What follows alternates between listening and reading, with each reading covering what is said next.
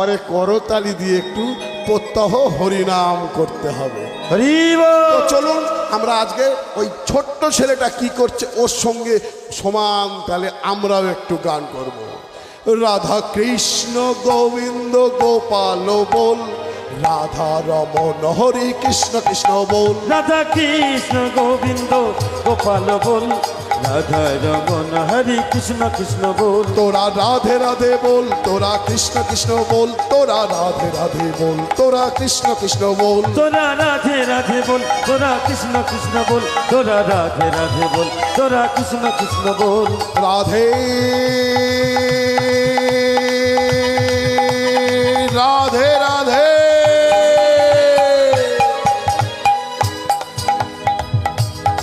Joy Radhe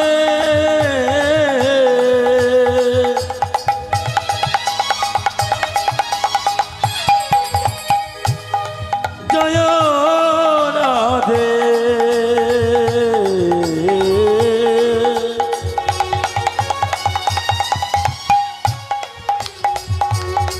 Joy Radhe Radhe